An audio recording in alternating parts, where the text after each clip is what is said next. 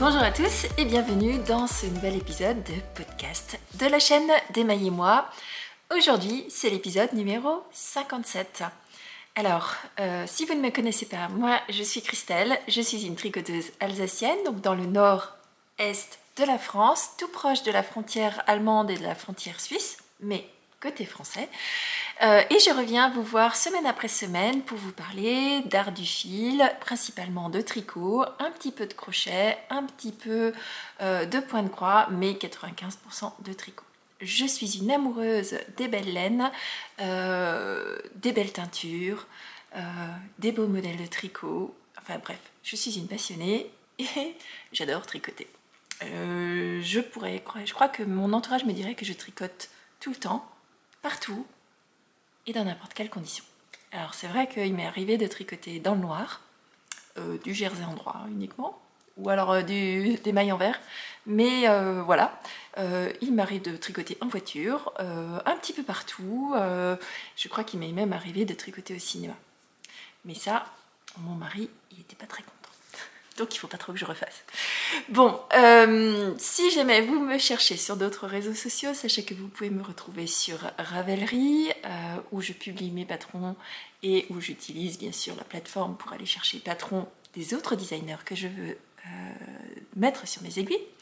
Et vous me retrouverez aussi sur Instagram, où je publie au jour le jour mes pensées du moment, mes aventures du moment, mes difficultés du moment aussi, parce que le tricot c'est pas uniquement du plaisir. Vous savez, on s'imagine toujours ah, ça monte sur mes aiguilles et tout va bien. Non, c'est pas ça le tricot. C'est peut-être ce qu'on vous montre sur nos podcasts, mais c'est pas du tout ça. En fait, on fait, on défait, on refait, et puis de temps en temps on peste, et puis à la fin on est content. Ou pas, mais c'est pas grave, parce que le tricot, ça fait partie du processus de faire et défaire et refaire. Donc que ce soit sur Ravelry ou sur Instagram, vous me retrouvez avec le pseudo d'Émaillez-moi, que je vous mets en bas de votre écran, comme d'habitude. Tout ce dont je vais vous parler pendant cet épisode, vous le retrouverez dans la barre de description. De manière générale, j'essaie de faire un montage de plus en plus professionnel. Je pense que, enfin, j'ose espérer que vous l'avez remarqué. Je progresse, et d'ailleurs je prends des cours à côté sur différentes plateformes pour progresser dans le montage. J'en parle extrêmement rarement sur cette chaîne, mais je trouve que ça fait aussi partie du processus de podcasteuse ou youtubeuse, ou quelle que soit la façon dont vous voulez m'appeler, que d'améliorer la façon dont je vous présente ces épisodes. Donc moi j'aime bien. Alors déjà parce que je suis très curieuse, mais aussi parce que j'ai envie de bien faire pour vous et pour moi, parce que j'aime bien être fière de ce que je fais. Enfin fière. J'aime être heureuse, j'aime être fière de ce que je fais. Et donc je prends des cours sur le montage vidéo, sur la façon de filmer, sur la façon de parler. Si vous faites un retour en arrière et que vous regardez mes premiers épisodes et que vous regardez aujourd'hui mes épisodes, j'ose espérer que j'ai l'air un petit peu plus à l'aise face à la caméra, que je regarde de plus en plus l'objectif au lieu de regarder mon retour caméra. Donc vous êtes là, mais mon retour caméra est là-bas. Que j'ai amélioré un certain nombre d'outils de qualité de son, enfin bref, que vous ayez un contenu de meilleure qualité. Grosse digression. Bon, tout ça pour vous dire que voilà, je me suis inscrite sur une plateforme qui s'appelle Skillshare. Ce sont essentiellement des cours en anglais mais qui sont sous-titrés en français. Et si jamais ça vous intéresse, n'hésitez pas à me faire un petit message, je pourrais vous expliquer un peu plus. C'est une plateforme qui permet de prendre des cours de dessin, de montage, de filmer, de créer des reels sur Instagram.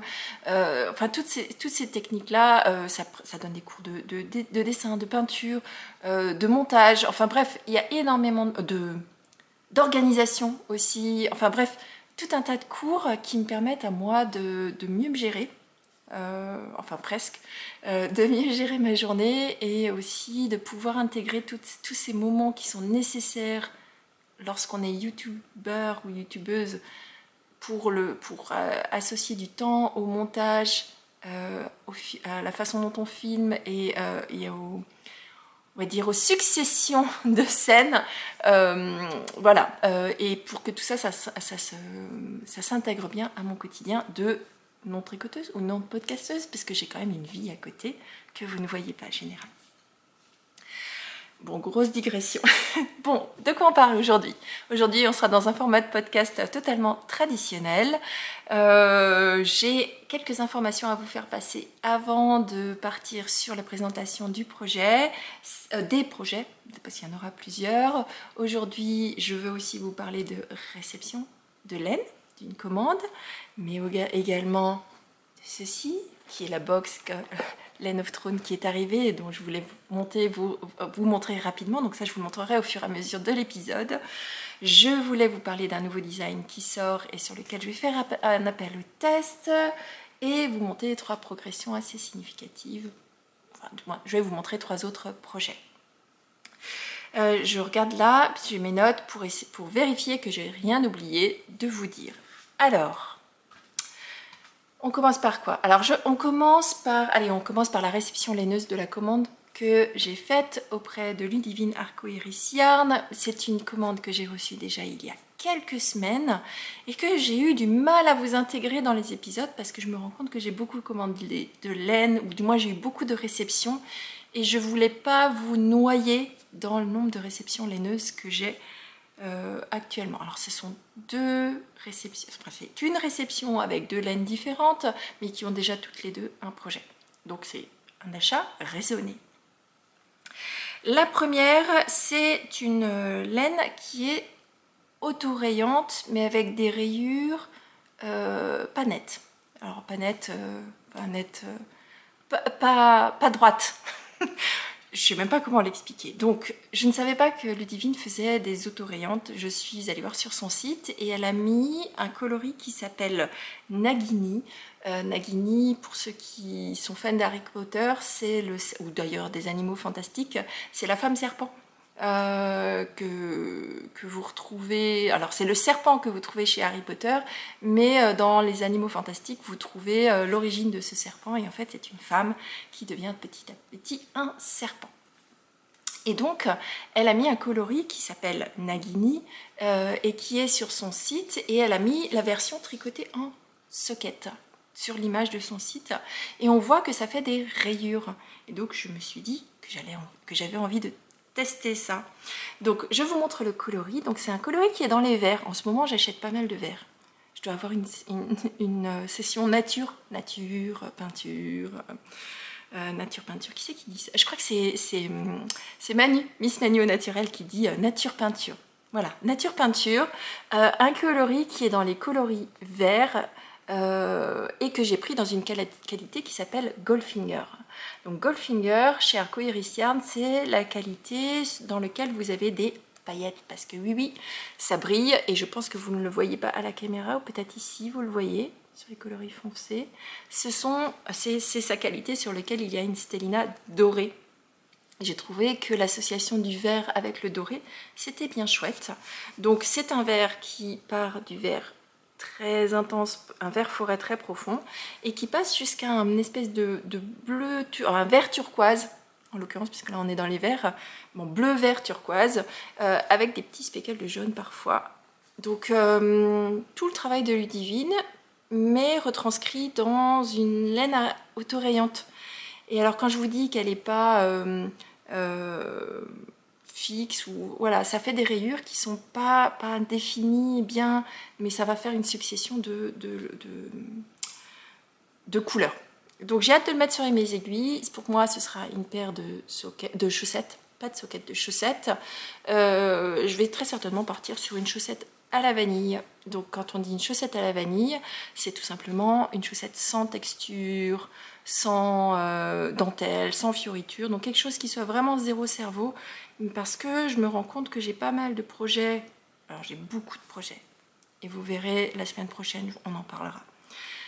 J'ai beaucoup de projets en cours, mais là, j'ai besoin, pour la prochaine paire de chaussettes, d'avoir quelque chose où je réfléchis pas, parce que j'ai énormément de réunions et de voyages, où je voyage beaucoup dans les trains, voilà, bref, pour mon boulot, et je peux pas trop emmener de dentelle dans ces cas-là. Donc il me faut quelque chose qui soit petit, qui rentre dans un sac, et que je puisse emmener partout, ou que je puisse tricoter sans que personne ne le voie. Donc, ça, c'est pour moi. Chaussettes autorayées. Dans cette même réception, j'avais commandé, et alors là je l'ai pris en Dr. Wool. Donc Dr. Wool, c'est la base 100% Merino Superwash de Ludivine, un coloris qui s'appelle Salse Pareil, et donc qui est un rose semi-solide, un rose fuchsia semi-solide, mais qui va du fuchsia un petit peu vif jusqu'à un fuchsia un peu façon vieux rose. Alors peut-être que la luminosité est trop forte pour vous et que vous ne voyez pas les versions, les nuances de la laine, mais vous le verrez une fois tricoté. Et cette laine-là, je l'ai achetée dans l'objectif de me faire un pull, parce que c'est un coloris. Alors je le sais, c'est une couleur qui me va bien. J'ai déjà tricoté plusieurs choses dans ces gammes de couleurs. On est dans du fuchsia, rose, fuchsia, et donc j'ai vu un pull tout en dentelle, avec un yoke travaillé, qui est sorti récemment, et donc celui-ci devrait monter assez rapidement sur mes aiguilles. J'en ai pris une quantité pull, moi j'ai pris une grosse quantité pull puisque j'ai pris 4 écheveaux. C'est pas grave quand moi il me reste de la laine, parce que tout simplement je réutilise ces écheveaux, les restes, pour les intégrer dans des jacquards ou pour les intégrer dans des contrastants. Alors là, comme c'est de la 100% Merino, ce ne sera pas des contrastants de chaussettes, mais ce sera des contrastants de projets, dans des châles ou dans autre chose. Donc voilà pour ma réception laineuse de il y a quelques semaines, que je vous avais toujours pas montré.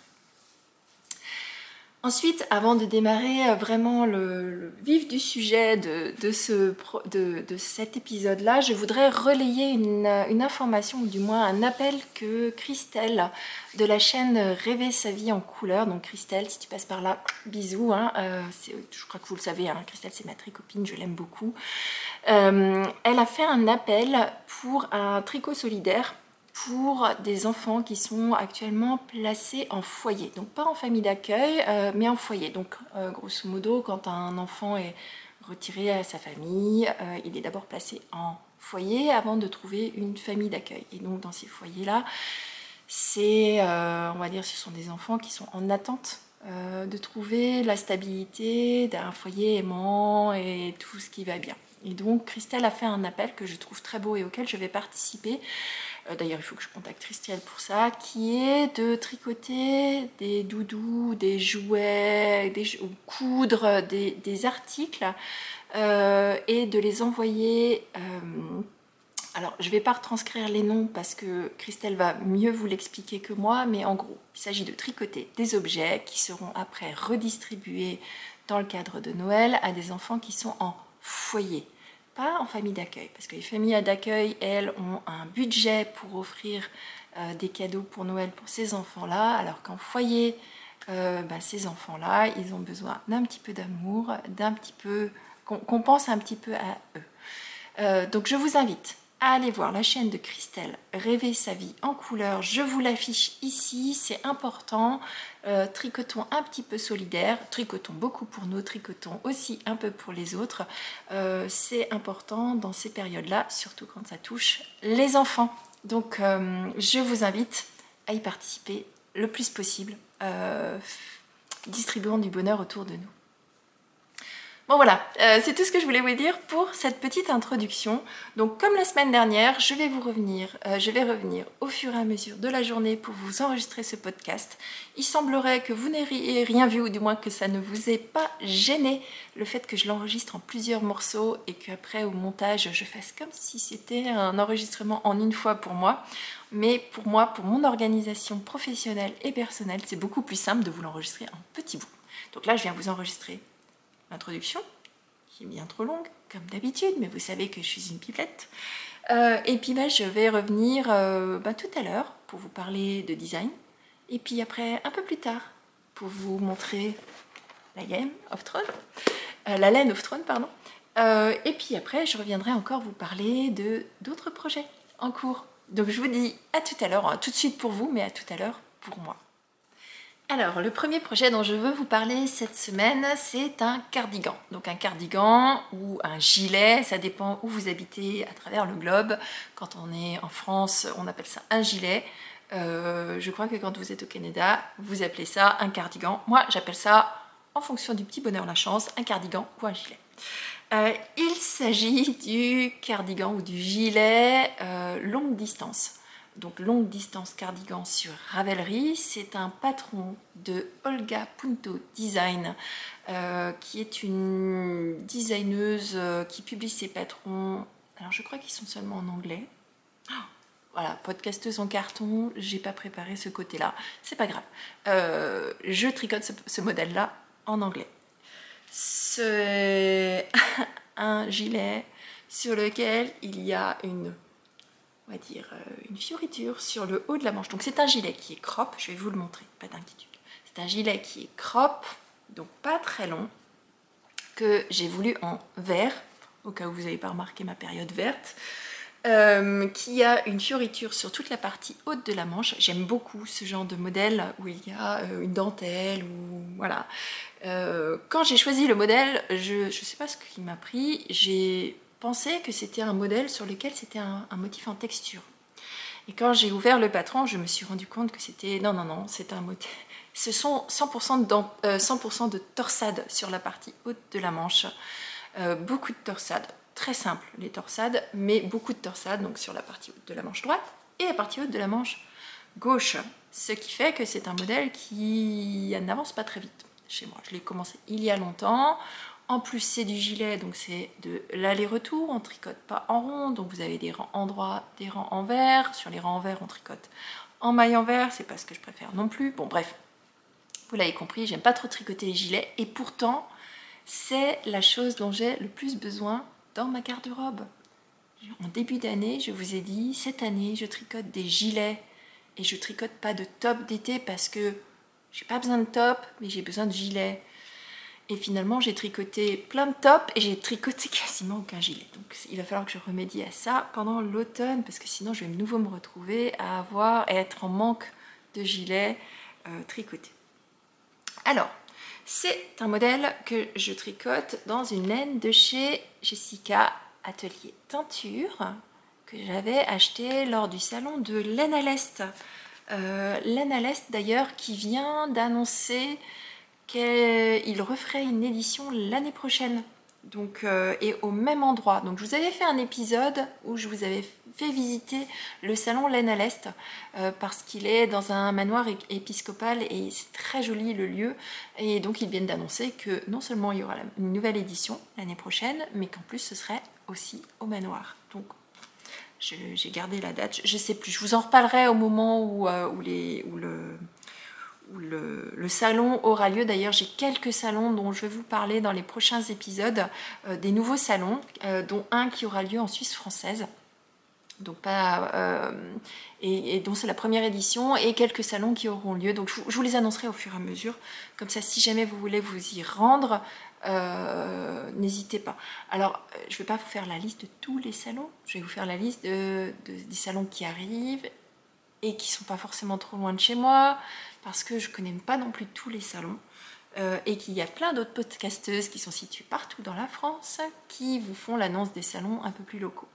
Donc, chacun sa zone.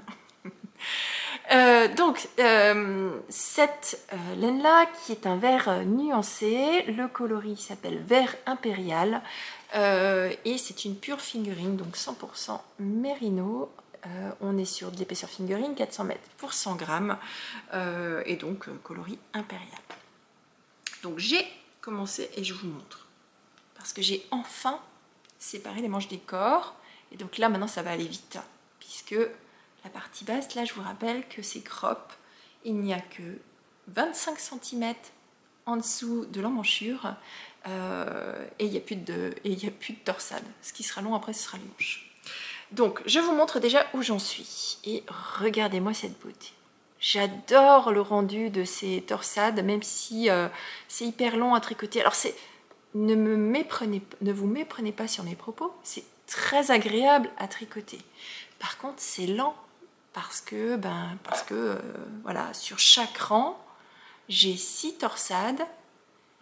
Sur chaque rang endroit, j'ai 6 torsades. Sur chaque manche. Donc ça veut dire que j'ai 12 torsades par rang. Sachant qu'elles ne sont pas toutes dans le même sens, et donc je suis obligée de suivre vraiment ligne après ligne sur le patron. Donc voilà, c'est pour cette fioriture-là que j'ai choisi ce modèle-là. Donc c'est un patron qui se tricote du haut vers le bas, mais ça je crois que vous l'avez vu puisque j'ai pas encore le bas de mon ouvrage, qui se démarre au niveau du col. Donc pour ceux et celles qui ont tricoté le gilet Jura, le démarrage c'est le même genre, c'est-à-dire que vous montez une petite bande une petite bande de côte que vous allez tricoter vers la droite, puis vous allez récupérer vos mailles pour tricoter vers la gauche. Moi j'ai fait ça avec un montage provisoire pour que ça ne se voit pas ou pas beaucoup. Puis quand vous avez la largeur on va dire de l'encolure, elle vous fait récupérer vos mailles en dessous puis de l'autre côté et puis vous commencez à tricoter en aller-retour avec des augmentations qui sont positionnées comme si on était dans un... Comment je pourrais vous expliquer ça? Les augmentations, le rythme des augmentations sont pas tout à fait celles d'un raglan, mais au départ, vous êtes, pour pouvoir créer la partie haute, vous êtes sur un rythme d'augmentation type montage contigu de Suzanne Myers. Puis après, seulement au bout d'un moment, vous passez sur un rythme de raglan normal. Voilà, bon, bref, si vous avez le patron, regardez. En tout cas, le montage est bien sympathique, le rendu est aussi bien sympathique. Donc là, j'en profite pour vous montrer le travail de teinture de Jessica, qui est en semi-solide, donc que j'aime beaucoup. La dernière fois que je vous l'avais montré, je vois que je vous ai mis un marqueur, j'en étais rendue là. Et vous voyez qu'en plusieurs semaines, hein, puisque ça fait beaucoup de temps que je suis dessus, mais c'est vrai qu'il est souvent en souffrance sur le côté parce qu'il me faut beaucoup d'attention pour les torsades. Et ben je tricotais que ça. Donc là, je suis hyper contente parce que je suis arrivée au moment où je sépare les manches du corps. Vous voyez que je viens de le faire. Et donc là, ça va dérouler assez vite. Il n'y a que 25 cm avant d'attaquer, non, 20 cm puis 5 cm de côte. Alors moi j'ai fait le calcul par rapport à mon échantillon, je sais qu'il me faut 62 rangs de jersey aller-retour. Donc là j'ai tout simplement pris mon application ou mon compte-rang. Alors les compte-rangs j'arrive pas à les utiliser quand je suis sur du gilet parce que je sais jamais comment les positionner. Donc un coup à droite, un coup à gauche. Donc j'utilise pour ça mon application Knit Compagnon, donc que j'ai sur ma tablette. Donc là c'est pas le patron de ce cardigan là, j'ai pris un patron à moi qui est celui des Let's Be Free sur la tablette, mais c'était juste pour vous montrer que sur le côté vous avez des petits compteurs qui vous permettent de savoir à quel rang vous êtes. Et ensuite, lorsque vous êtes dans une dentelle, eh bien, vous avez cette fameuse ligne jaune que moi je vais venir positionner sur le rang que je suis en train de tricoter. Comme ça, je suis sûre de jamais perdre le fil de où j'en suis. Donc cette application, elle s'appelle Knit Compagnon, donc Knit K-N-I-T, plus loin Compagnon. Vous pouvez aller, si vous êtes sur Apple, c'est App Store. Si vous êtes sur Google, ça doit être Google Store. Ou Android Store, je sais pas. Enfin bon, bref, c'est une application qui est gratuite. Il y a une version payante où vous pouvez faire des annotations et tout ça, mais c'est pas l'objectif. Enfin, du moins, moi je l'utilise en version gratuite. Et donc ça me permet d'avoir tous mes patrons, de tous mes encours et de savoir exactement à quelle ligne je suis. Je l'utilise aussi ici en bas. Le dernier pour moi c'est toujours la taille que j'ai choisi de faire, 1, 2, 3, 4, 5, parce qu'en fonction des modèles, je serai plutôt sur du M ou sur du L ou parfois même sur du XL. Et donc ça me permet de savoir exactement quelle taille j'ai fait à ce moment-là. Et puis après, comme il y a plusieurs compteurs, ça me permet d'avoir le compteur de savoir quel rang je suis, le compteur de savoir à quel rang je suis sur ma dentelle, combien d'augmentations j'ai fait, combien de diminutions j'ai fait. Donc voilà, j'utilise ces différents compteurs. Petite incursion organisation. Donc maintenant que je suis arrivée là, il me reste ceci de mon premier écheveau et donc c'est le moment où je vais aller bobiner mon deuxième écheveau et je vais faire une alternance de 2 écheveaux pendant quelques rangs pour faire la transition et m'assurer que je n'ai pas de démarcation trop marquée.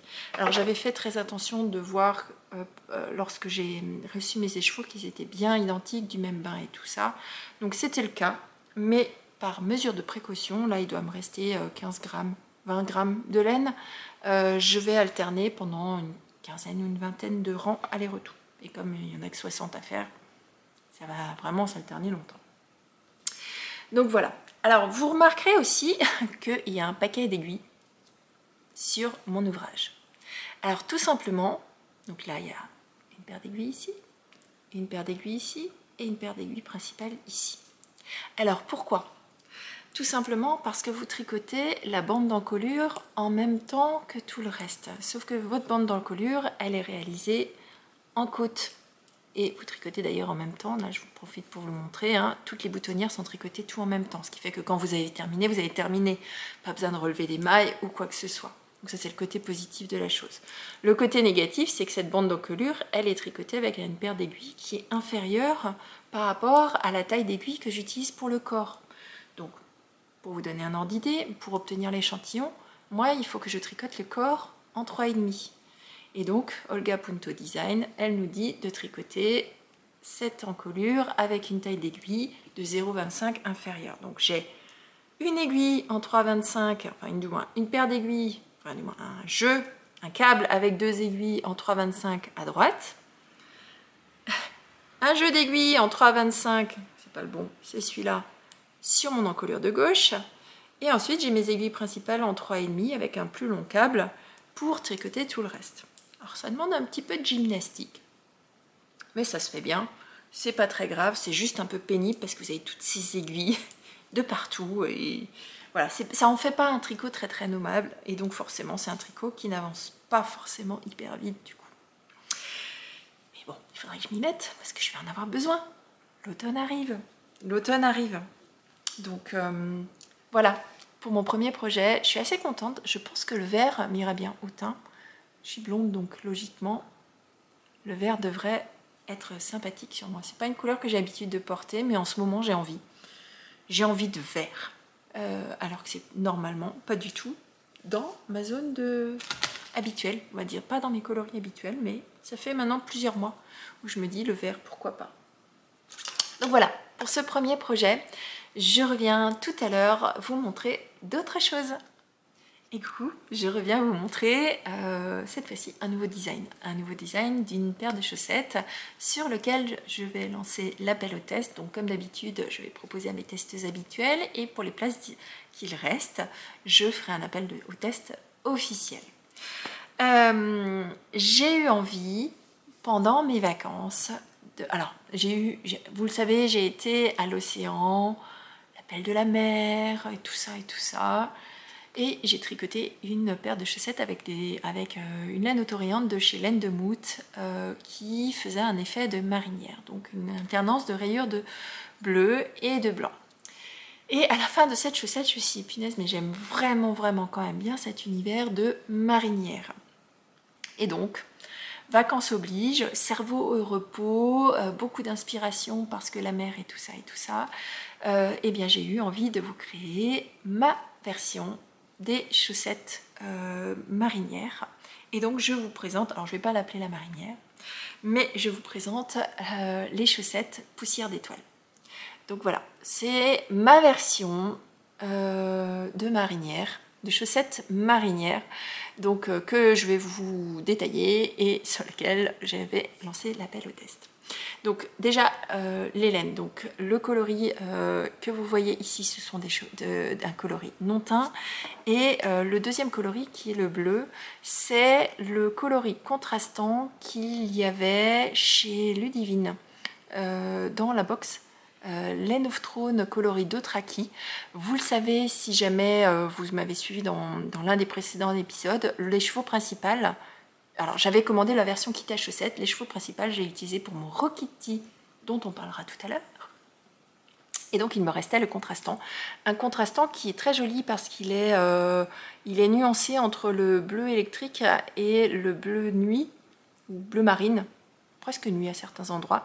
Et donc je me suis dit que cette laine-là, elle me plaisait bien, enfin ce mini-là, il me plaisait bien et il irait très bien dans une marinière. Voilà pour le côté de laine. Donc ce modèle,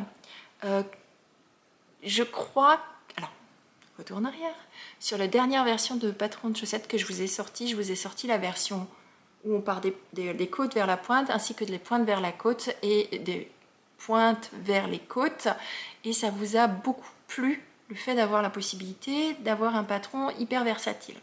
Donc sens de tricot que vous voulez et différents types de talons. Donc ce patron, ce sera aussi le cas.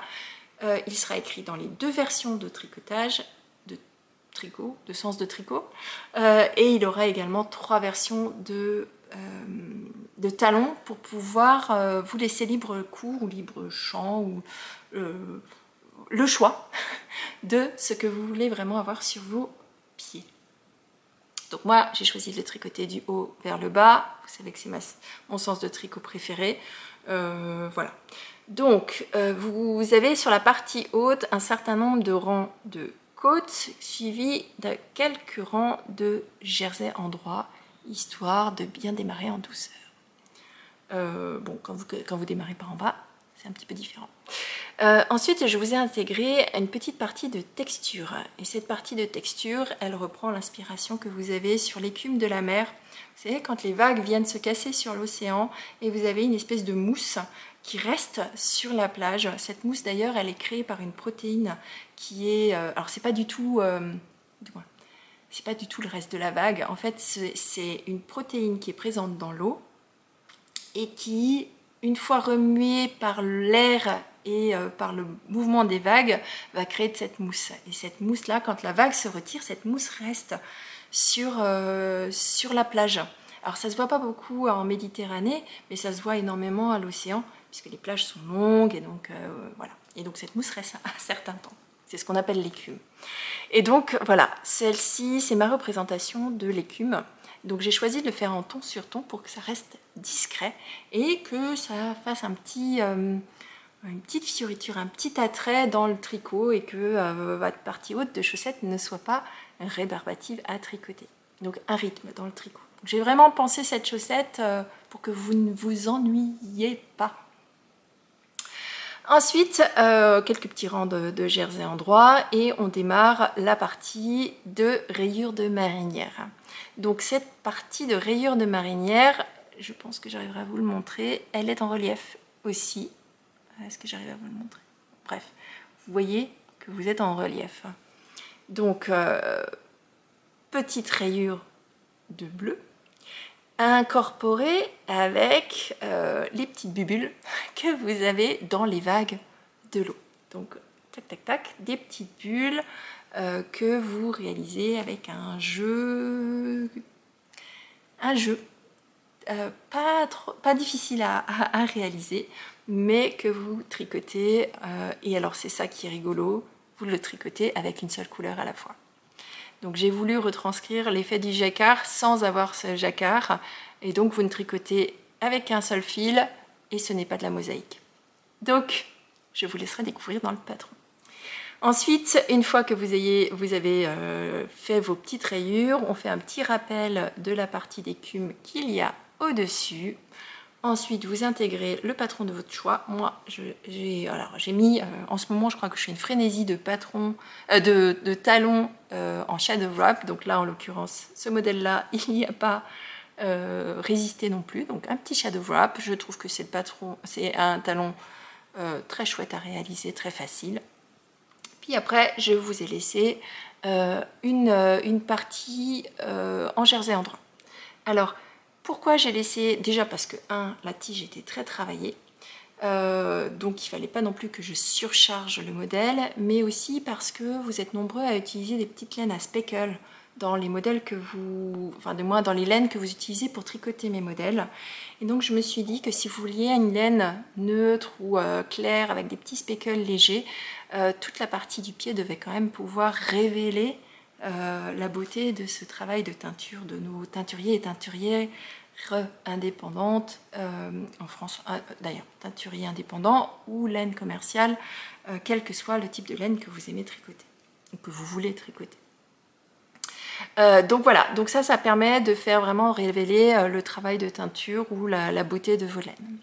Arrivé à la fin, je me suis dit quand même que j'allais pas vous laisser avec quelque chose 100% uni, et donc j'ai voulu encore faire un petit clin d'œil à ces petites vagues, et donc je vous ai intégré un petit jacquard qui se tricote uniquement. Alors là, si vous voulez démarrer le jacquard, c'est très chouette parce qu'il n'y a pas de croisée de fil.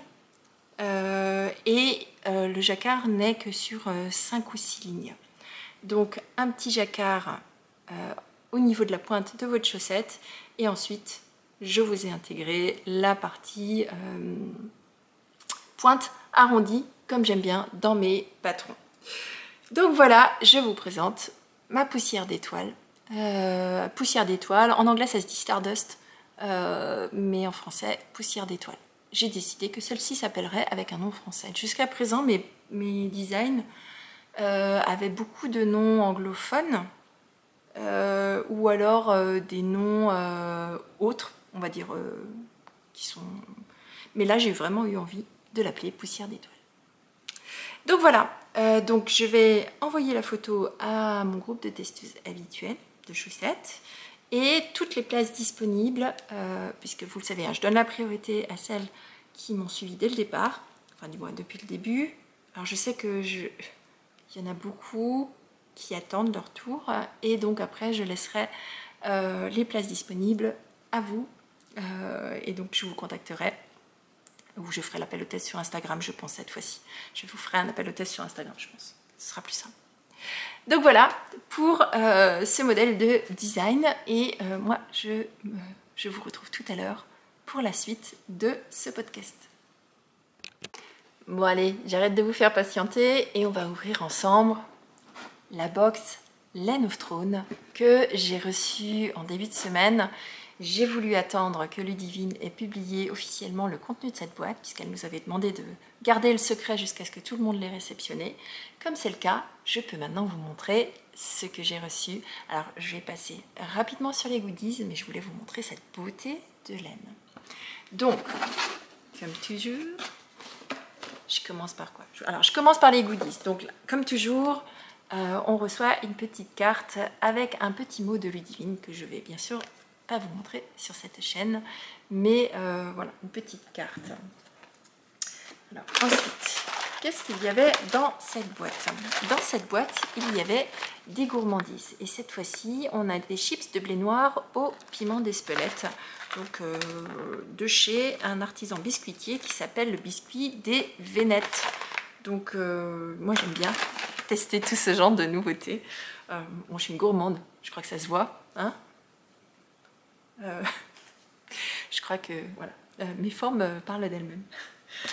Alors, ensuite, il y avait dans cette boîte... Alors, je crois que depuis le début des box Laine of Throne, je crois que c'est ma box préférée en termes de goodies. La laine aussi, vous allez voir, elle est magnifique. Ce coloris, il est splendide d'ailleurs. Il va plaire à beaucoup d'entre vous parce qu'on est vraiment dans des tons d'automne. Et je trouve qu'elle tombe à pic en fin août. Ludivine, elle est bien maline. Elle nous met ça en fin d'été pour des tons d'automne. Alors, le deuxième goodies qui m'a beaucoup plu, alors énormément plu parce que c'était quelque chose que je voulais tester depuis longtemps. Alors, il est arrivé dans un sachet sur lequel il y a un petit cachet avec des dragons. dessus, puisque cette fois-ci, la box était sur le thème des Targaryens. Donc Targaryen, c'est la maison de Daenerys Targaryen, c'est la mère des dragons.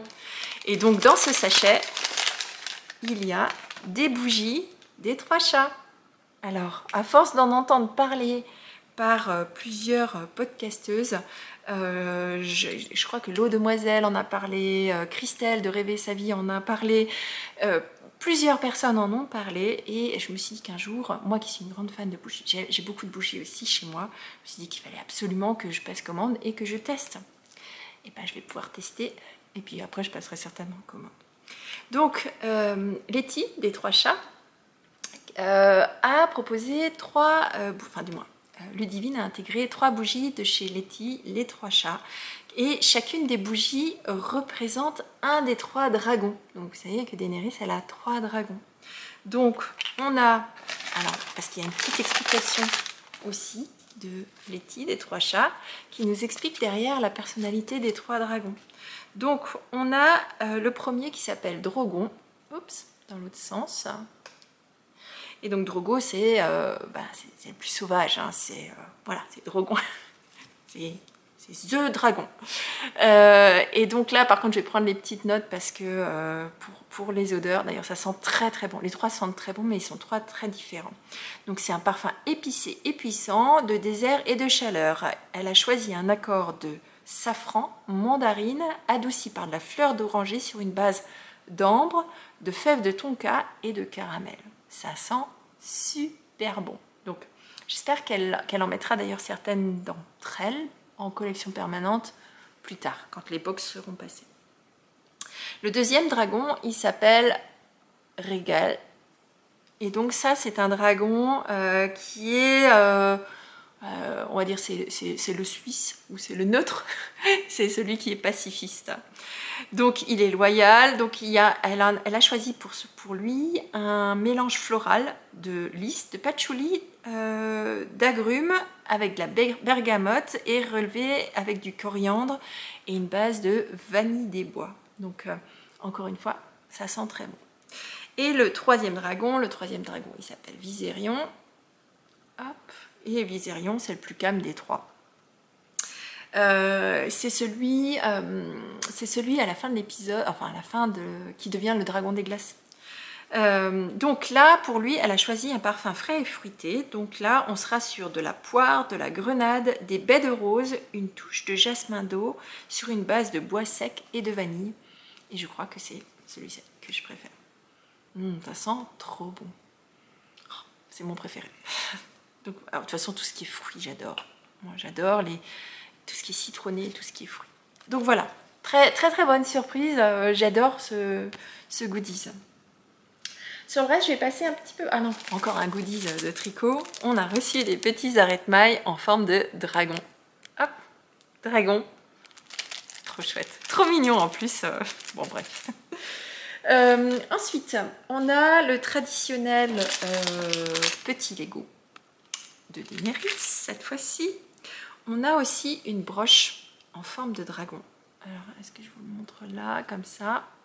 Je vous la montre comme ça vite fait, mais je la porterai certainement. Donc c'est une broche vraiment qui peut permettre de fermer un châle ou tout autre accessoire. On a un écusson que je vais... Oups, dans le bon sens, c'est mieux. Un écusson sur l'emblème des Targaryens. Hein, donc vous retrouvez le dragon avec toutes les têtes. Et donc ça, c'est... Alors, Ludivine, elle nous a mis plusieurs transferts ou choses comme ça dans les différentes boxes. Donc, je suis en train de réfléchir, mais je sais que sur la première box, j'avais reçu un grand transfert Non, c'est la deuxième box où il y avait un transfert avec une tête de lion que je vais transformer en sac à projet. Et celui-ci ira certainement aussi sur un sac à projet, mais peut-être de chaussettes ou sur une trousse. Oh, sur une trousse à aiguille. Bon, bref. Ensuite, on y retrouve le petit marqueur de progrès, et cette fois-ci avec des paillettes d'une autre couleur. Le petit pop art sous l'effigie de Drogon, du thé, et à nouveau le petit charme à mettre sur vos bracelets ou vos colliers. Est-ce que ça va arrêter de bouger? Voilà. Donc, des beaux goodies, des très jolis goodies. Franchement, c'est ma box préférée depuis le début. J'ai beaucoup adoré, enfin, j'ai pas beaucoup adoré, j'ai vraiment adoré cette box-là. Et maintenant, il est temps que je vous montre cet écheveau. Alors, moi, j'ai pris le kit à chaussettes. Le kit à chaussettes de chez Arc-en-Ciel. Celui-ci s'appelle Dracarys. Hop. Est-ce que tu vas faire le point? Ah, voilà. Dracarys. Et vous remarquerez que j'ai enlevé l'étiquette. Alors j'ai enlevé l'étiquette, j'ai sorti l'étiquette de ce kit pour pouvoir vous montrer, la teinture. Donc déjà je vous montre le contrastant. Le contrastant c'était un gris nuancé, assez clair, que j'utiliserai pour faire d'autres choses par la suite. Ou pas, ou je l'utiliserai ensemble, mais je pense que cet écheveau-là, il va pas finir dans des chaussettes. Et je ne sais pas si vous êtes prêts, mais regardez-moi cette beauté. Regardez-moi ces couleurs. C'est magnifique. C'est totalement automnal. Quand je vous disais que Ludivine, elle a bien choisi le moment où elle sort quelle box, finalement c'est très travaillé puisqu'on a eu du bleu sur la première box qui était en plein hiver. On a eu du vert au début de printemps. On a eu des couleurs très chatoyantes et on en parlera lors du Rocky Tea pendant l'été. Et là, on est vraiment sur de la couleur d'automne. Je trouve que c'est vraiment très réfléchi. Elle laisse rien au hasard, hein, Ludivine. Donc là, on est sur des tons qui vont... Alors, c'est un mélange aussi improbable, mais qui marche, puisqu'on passe du gris, qui sont normalement des couleurs froides, jusqu'à ces oranges très chauds, qui sont normalement des couleurs chaudes, tout en passant par le marron. Et tout ça avec toute la délicatesse et tout le savoir-faire de Ludivine. Donc voilà, je suis fan. C'est le genre de couleur que j'ai pas du tout, ou pas beaucoup dans ma garde-robe, mais que j'aime beaucoup. Et je sais pas pourquoi je les achète pas. Mais là, c'est encore une fois un écheveau qui me tente. Je sais pas encore ce que je vais en faire. Je pense. Alors j'ai deux choix. J'ai dans l'objectif de tricoter un Paris-Brest dont l'une d'entre vous m'a offert le patron lors des vœux laineux de l'année dernière et que je n'ai pas encore tricoté parce que je cherche le coloris idéal pour faire ces rayures là. Il est possible que ce soit ces rayures. Ça, c'est une solution.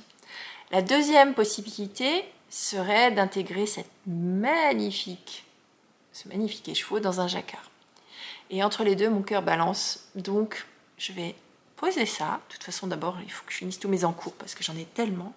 Je vais poser ça de côté et je vais réfléchir de savoir ce que je vais faire de ce magnifique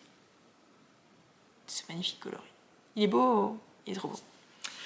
Donc voilà pour la présentation de cette laine of Throne de juillet-août. Et donc, alors on est maintenant...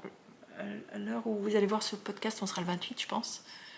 Je ne sais même pas à quel jour on est. Bon. Le 1er septembre, vous aurez la possibilité de commander la box de septembre-octobre. Donc je crois que Ludivine, enfin c'est pas que je crois, je suis sûre que Ludivine ouvre les commandes pendant la première quinzaine de chaque mois pour la box qui arrive le mois suivant. Donc là, septembre, du 1er au 15, vous pourrez passer commande pour vos box et elles seront livrées courant du mois d'octobre. Donc on ne sait pas encore quelle est la prochaine box, mais je suis curieuse. C'est bientôt. Plus beaucoup de temps à attendre. Donc voilà, bon, je reviens tout à l'heure pour vous parler parce que j'ai encore 2 projets dont je voulais vous parler dans cet épisode. Bon, alors il me reste à vous présenter 2 projets. Le premier, c'est un projet sur lequel j'ai pas mal avancé et sur lequel j'ai un délai hyper court puisque je veux le terminer avant la fin du mois. Bon, vous l'avez déjà vu, mais je vous montre où j'en suis et après je vous raconte mes aventures et puis tout ce qui va avec. Donc mon projet, c'est le Traveler d'Andrea Mori que je réalise pour le Noël surprise de ma fille. Vous avez été nombreux à me dire, mais t'as pas peur que ta famille regarde tes podcasts? Alors ils m'entendent toute la journée. Je peux vous garantir qu'ils ne me regardent pas, puisqu'ils m'entendent parler tricot ou ils voient pas mal de choses dans la journée. Donc je pense qu'ils en ont assez de m'écouter toute la journée. Donc ce projet, je le tricote pour le Noël surprise de ma fille. Je le tricote selon le patron The Traveler d'Andrea Mori. Et je le tricote dans une laine sport de chez Malabrigo en qualité Arroyo, dans un coloris qui s'appelle Paris Night. Et donc, je vais vous raconter des histoires des chevaux. Donc, avant de vous montrer le projet et l'avancée.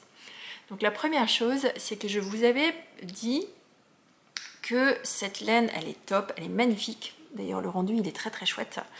Par contre, elle sentait abominablement fort le vinaigre. Et je voudrais remercier, alors encore une Christelle, si tu passes par là, merci, je te remercie beaucoup. Donc c'est Christelle au fil des aiguilles qui m'a dit, mais pourquoi tu ne mets pas un savon qui sent fort ou un savon, une savonnette qui sent, voilà, ou autre chose dans ton sac à projet pour que ça sente moins le vinaigre. Et alors c'est ce que j'ai fait. Merci parce que ça a vraiment, alors on sent encore le vinaigre, mais ça a pris le dessus. Donc dedans j'y ai mis une savonnette que j'ai ramenée de mes vacances, qui est une savonnette d'une savonnerie artisanale des Landes qui s'appelle Casa Nature. Je vous mettrai le lien dans la barre de description, c'est casanature savonnerie.com. Donc et qui proposait différentes senteurs. Donc moi j'aime bien quand on part en vacances, si je tombe sur une savonnerie artisanale locale, et bien j'en ramène toujours beaucoup parce qu'on n'utilise pas de gel douche, nous on utilise des savons depuis des années, parce que ça fait moins de déchets. Bon, alors ceux-là sont emballés, mais c'est aussi pour cela que j'ai choisi celui-ci pour mettre dans mon sac à projet, pour éviter d'avoir des traces de savon partout sur ma laine. Donc j'ai choisi l'odeur qui s'appelle Bel été en Italie, et on est sur, c'est pas marqué les odeurs, mais grosso modo c'est une base de citron, de verveine, et puis il y a une petite note d'abricot et de pêche, et je trouve que ça sent trop bon. Donc tout ça, c'est dans mon sac à projet. Du coup, ça sent moitié vinaigre, moitié savon. Et donc, le fait que ce soit très citronné, ça atténue l'odeur du vinaigre. Donc, merci Christelle. Sache que ta petite astuce est très fortement appréciée. Ensuite, je vais vous parler de bobinage. Alors, ces écheveaux de chez Malabrigo, et c'est pas la première fois que ça m'arrive avec Malabrigo. Et j'aurais dû m'en douter quand j'ai vu les chevaux. Vous voyez qu'ils sont un petit peu lâches, un petit peu fouillis. Et quand je l'ai mis, alors ça m'était arrivé avec le premier écheveau, avec le deuxième écheveau, le troisième écheveau, et avec le quatrième, celui-ci étant le cinquième et dernier écheveau. J'espère que j'aurai assez pour terminer. Voilà ce qui m'est arrivé. Je vous mets la photo ici. Bon, je le mets sur mon bobinoir. Et puis, arrive ce qui arrive quand on a un écheveau qui est emmêlé. Alors, il n'est pas emmêlé non plus outre mesure, mais il n'est pas bobiné dans le bon sens. Il n'est pas bobiné comme il faut, puisque j'avais des fils qui repartaient dans un sens, qui faisaient des nœuds. Bon, bref, je crois que la photo parle d'elle-même. Donc, autant vous dire que j'ai passé une bonne heure à bobiner à la main, puisque une fois que c'est emmêlé, vous ne pouvez plus continuer avec votre dévidoir et votre bobinoir. Et pour autant, je voulais un cake qui ressemble à un cake. Alors même s'il a une forme un petit peu, voilà, il est un peu conique, mais ça ressemble quand même à un cake. Parce que j'ai quand même fini par réussir à le mettre en écheveau. Mais la façon dont j'ai dû régler ça, c'était de bobiner à la main en partant par le fil de la fin, pour pouvoir démêler nœud après nœud. Donc j'ai laissé. J'ai tout bobiné, donc je me suis retrouvée avec une pelote bobinée à la main, donc quelque chose d'assez rond, que j'ai ensuite rebobiné pour continuer mon cake. Bon, je vous laisse imaginer le nombre de noms d'oiseaux qui ont volé pendant cette heure de bobinage à la main pour défaire ces nœuds. Et c'est pas la première fois que ça m'arrive. Alors je vous ai mis une photo sur Instagram, d'ailleurs je vous ai mis 7 photos sur Instagram, avec une petite bulle là, avec des hiéroglyphes. Non pas des hiéroglyphes, avec des des dessins qui veulent dire vraiment ce que ça veut dire. Et vous avez été vraiment nombreuses à me dire que vous aviez déjà eu la même chose avec les écheveaux de Malabrigo. Alors moi j'avoue que sur les précédents ça m'était pas arrivé, mais là sur ces 3 écheveaux, enfin les 4 maintenant d'Arroyo, ça m'est arrivé à chaque fois. Alors le dernier étant le pompon, parce que les 3 autres, j'avais réussi finalement à le bobiner en faisant un petit peu attention et tout ça. Bon, j'espère que ce 5e là sera pas la même histoire, mais j'ai quand même quelques craintes parce que vous voyez, je pense qu'il n'est pas assez serré. Et comme il n'est pas assez serré, lorsqu'ils l'ont teint ou lorsqu'ils l'ont séché ou qu'ils l'ont mis en écheveau, et ça a fait des nœuds à l'intérieur, ou du moins des emmêlés, parce que vraiment, bon bref, voilà, moment coup de grisou, j'étais pas contente. Mais ça m'a pas empêché d'avancer. Mais du coup, j'ai pas fini ma 2e manche. Parce que j'ai perdu 1 heure. Parce que je pense qu'il me reste 1 heure de tricot là. Ouais, une petite heure. Peut-être un peu plus. Allez, 1h30 de tricot. Mais j'aurais voulu vous montrer les 2 manches terminées. Bon, bref, je vous avais montré le corps sans aucune manche. Cette fois-ci, je vous montre une première manche sur laquelle il me reste un petit marqueur puisque j'avais mis des marqueurs tout du long pour identifier mes diminutions, qui se finit, alors bon ça fait bizarre sur le cintre, hein, puisque comme c'est des épaules tombantes, hein, ça finit par une certaine longueur jusqu'à atteindre la longueur de manche qu'il faut, puis des petites côtes sur le poignet. J'ai démarré ma 2e manche, et là je peux vous montrer tous ces petits marqueurs. Alors j'utilise des marqueurs en poule pour ça, pour éviter que ça fasse du bruit. Donc tous mes petits marqueurs qui identifient où j'ai placé mes diminutions. Donc je les avais laissés sur la première manche, et donc vous remarquerez qu'il ne me reste qu'un seul sur la première manche, tout simplement parce que les précédents, je les ai enlevés pour les placer sur la 2e manche au fur et à mesure que je tricotais. Ce qui me permettait d'avoir exactement la même manche avec les diminutions placées exactement au même endroit. C'était assez facile puisqu'ici il s'agit d'une répétition de 5 rangs, soit en droit, soit en vert. Je vous en dirai pas plus, hein, le reste c'est dans le patron qui est payant. Mais du coup ça me permettait de savoir exactement à quel niveau j'avais placé mes augmentations. Ensuite ce que j'ai fait pour être sûre d'avoir 2 manches totalement identiques, parce que la première je l'ai mesurée jusqu'à avoir le nombre de centimètres annoncé avant de réaliser les côtes, puis après j'ai compté le nombre de rangs que j'ai fait dans les côtes. Pour avoir la 2e identique, non seulement j'ai placé les petits marqueurs en fonction de ce que j'avais sur l'autre manche, mais j'ai également compté le nombre de petits de rayures. Alors c'est pas vraiment des rayures, hein, c'est du point de goudron, mais le nombre de fois que j'avais cette petite zone de maille en vert. Et donc il me reste 8 zones à réaliser, ou 7 zones de maille en vert à réaliser avant de faire la partie poignet. Comme on se retrouve avec vraiment pas beaucoup de mailles, puisqu'on est sur une qualité sport, hein, donc plus épais que de la fingering, donc j'ai moins de mailles sur ma manche que ce que j'ai sur une chaussette maintenant, hein, pas au début. Mais du coup ça va hyper vite le nombre de rangs. Donc je pense que d'ici 1h30 j'aurai fini de tricoter cette 2e manche. Il me semble qu'on doit être le 25 août.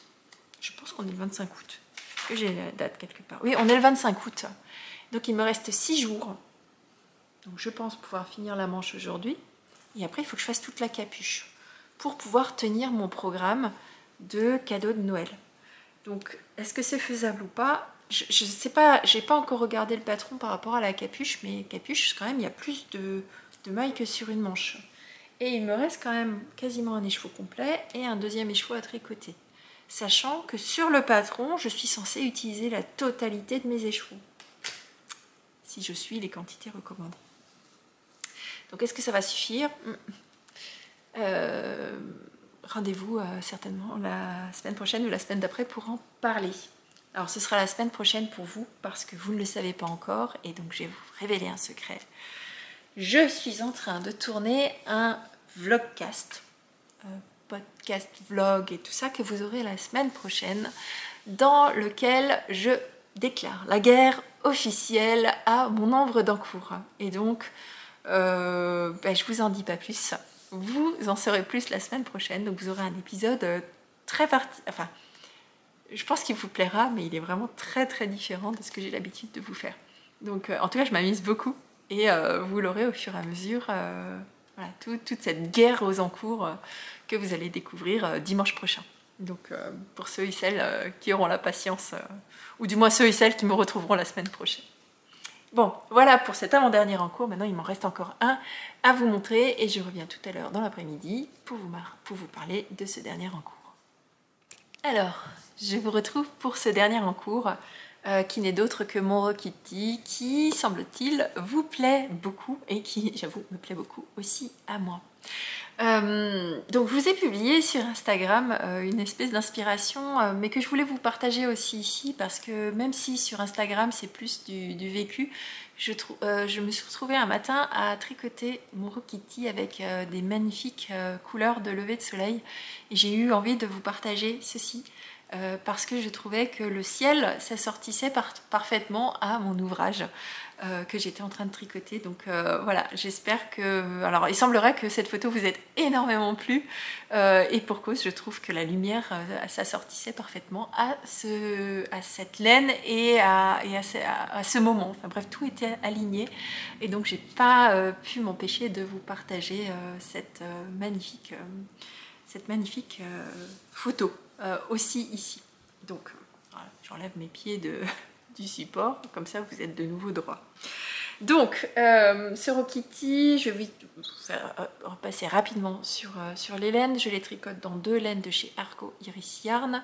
Le premier étant un mohair non teint que je tricote en double. Et donc pour la petite histoire, j'ai pas du tout... enfin, pour le coup, j'ai été très peu réfléchie parce que quand on tricote en double, on a besoin du double de la quantité. Et je n'ai acheté qu'un seul écheveau. Donc j'ai repassé commande chez Ludivine, mais sachant que Ludivine est fermée, du moins il n'y aura pas d'expédition jusqu'au 4 septembre, c'est un projet que je ne pourrai pas finir au mois d'août. Bon. Je le finirai un petit peu plus tard, mais je vais essayer d'avancer un maximum sur ce projet-là. La deuxième laine, et on en a parlé un petit peu avant dans l'épisode, il s'agit du coloris d'Otraki, qui est ce magnifique écheveau qui allie des couleurs de bleu, de jaune, d'orange, vraiment des couleurs très peps qui sont habituellement un petit peu hors de ma zone de confort puisque on est vraiment dans du vif. Mais sur lequel vraiment j'avais eu un coup de cœur lorsque les chevaux est arrivé et que j'ai voulu mettre en avant, ou du moins vraiment lui laisser toute la place pour pouvoir parler. Donc c'est aussi la raison pour laquelle j'ai utilisé un non teint, pour vraiment ne pas envahir ce coloris qui brille par lui-même en fait. Donc, je vous ai montré la dernière fois un tout début de Rokitty. J'en étais arrivée à ce moment-là. Je n'avais pas encore rejoint, du moins je n'avais pas fini le V, ni même séparé les manches du corps. Donc voilà ce que ça donne une fois avancé un peu plus. Donc je suis hyper ravie du rendu. Alors plus il est, alors beaucoup m'ont dit...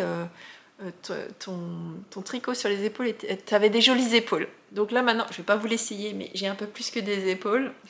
Mais je voulais revenir vous en parler pour plein de choses. Parce que j'avais envie de vous en parler une deuxième fois. Je voulais vous montrer ces rayures, parce que beaucoup d'entre vous m'ont dit est-ce que tu as des craintes?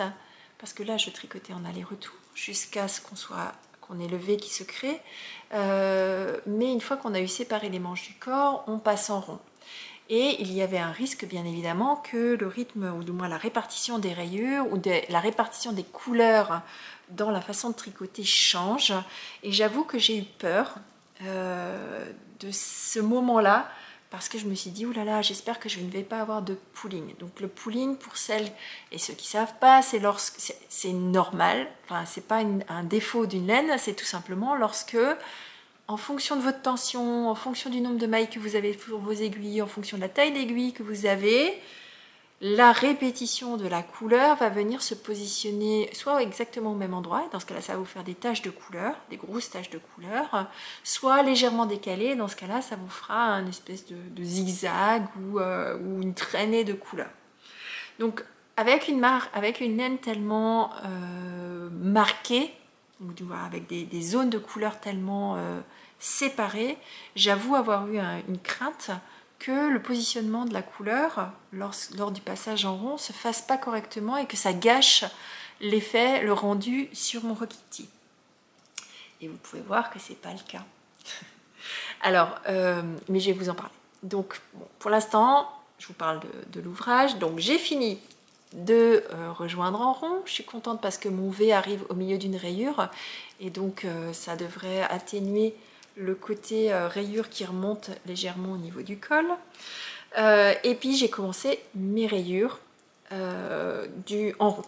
Donc, lorsque vous arrivez au moment où vous faites séparer les manches du col, alors Rokiti de Tanis Lavallée, c'est un patron qui est uniquement disponible en anglais.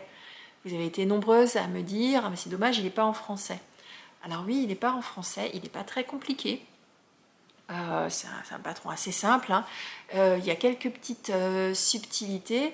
Il existe, certaines d'entre vous l'ont acheté, mais m'ont demandé s'il existait un dictionnaire franco-anglais des abréviations.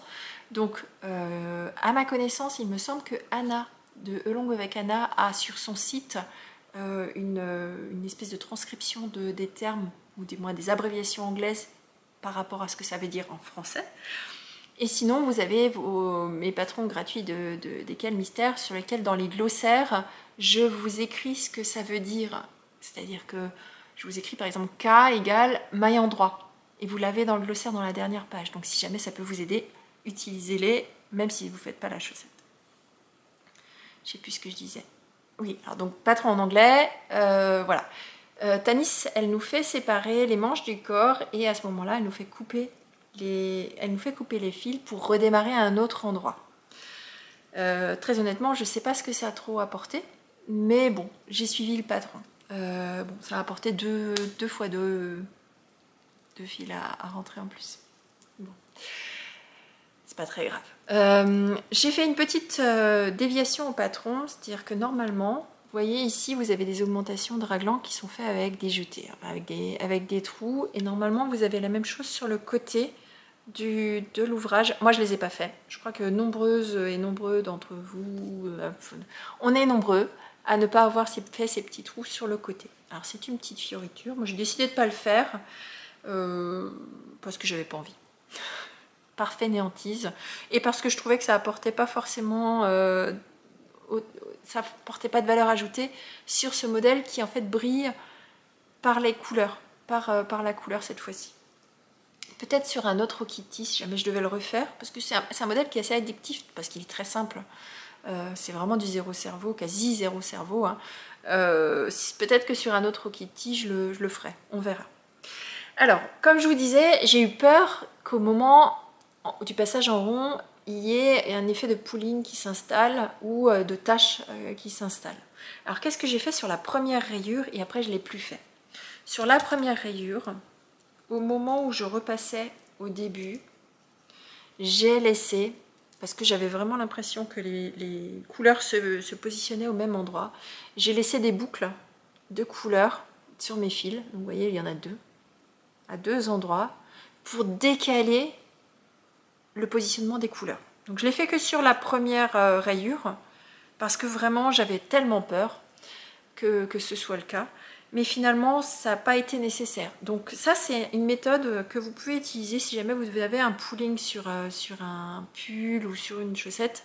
C'est de temps en temps, vous laissez une boucle de fils. Alors ça nécessitera que je les coupe et que je rentre les fils par la suite. Je le ferai, c'est pas un problème, j'en ai laissé deux. Par la suite, je ne l'ai pas fait. Une autre méthode serait d'aller piocher un fil par le centre et de tricoter un rang par le fil extérieur, puis un rang par le fil intérieur. Moi, j'avais déjà mes deux fils de mohair, plus mon fil de fingering, et je travaillais en rayure. Voilà, flemme. Donc, j'ai décidé de laisser un petit peu de fil et de passer un petit peu plus de temps à rentrer. Alors je fais suivre mon fil. Alors je l'ai fait suivre sur ma première rayure parce que je suis arrivée sur une zone de mon écheveau de fingering qui était non teint. Donc ce sera de nouveau le cas, puisque je viens de démarrer ma rayure en mohair, sur ma prochaine rayure.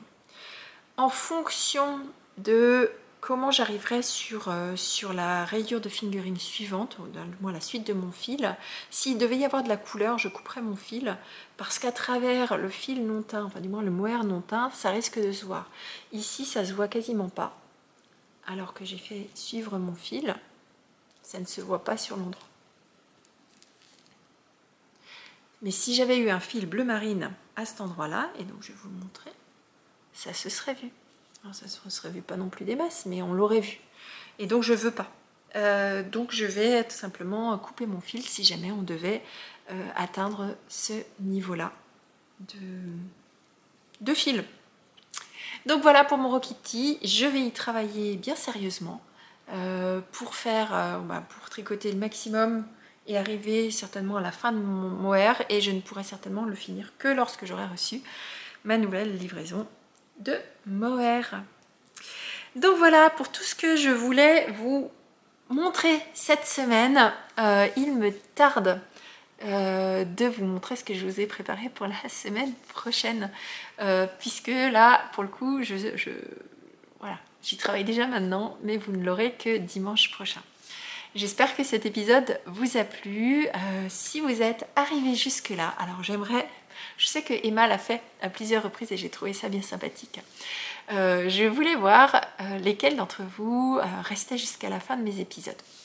Parce que quand on est podcasteuse ou youtubeuse, vous avez des outils qui vous permettent de savoir combien de pourcentage de la vidéo est regardée. Alors, pas sur chacun d'entre vous, hein, moi je sais pas qui regarde quoi, mais vous savez combien de personnes ont cliqué sur j'aime, combien se sont abonnés, vous avez pas mal de statistiques, c'est bien fait, hein, l'envers du décor est assez sympathique, mais vous savez pas forcément qui reste jusqu'à la fin, et voilà. Donc j'ai envie de vous dire, si vous êtes arrivé jusque là, laissez-moi un petit emoji arc-en-ciel pour refléter les couleurs du Rokiti et me dire que vous êtes arrivé jusque là. Ça me fera très plaisir, comme ça me permettrait de voir aussi qui est là jusqu'à la fin, qui regarde jusqu'au dernier blabla final en tricotant vos merveilles que vous avez sur vos aiguilles. Moi, il me reste à vous souhaiter une très belle semaine créative. J'espère que vous ne souffrez pas trop de la chaleur. Alors, encore une chose, le mohair par la canicule, c'est une horreur. Ça colle aux doigts. Donc, ce Rokiti, moi, je ne le tricote que le matin. Impossible de le tricoter l'après-midi. Quoique, maintenant, on a eu une petite tempête là cette nuit. Et peut-être que ce week-end, il fera pas trop chaud et que je pourrai tricoter sur mon Rokiti. Mais il faut quand même que je reste concentrée sur le pull de ma fille. Oh, j'ai tellement d'envie et j'ai tellement d'encours, c'est horrible. Mais tout ça, on en parlera la semaine prochaine. Donc, je vous souhaite une très belle semaine créative. Je vous embrasse très fort. Profitez bien de ces dernières périodes de vacances pour ceux qui sont en vacances, ou de mois d'août, ou d'été pour ceux qui aiment l'été. Moi, j'aime l'été. Moi, je fais partie de ceux qui aiment le printemps, l'été. J'adore ça. J'adore. En fait, j'aime toutes les saisons. Pas pour les mêmes raisons, mais j'aime toutes les saisons. Profitez bien et tricotez bien. Et je vous dis à la semaine prochaine. Bisous, bye bye.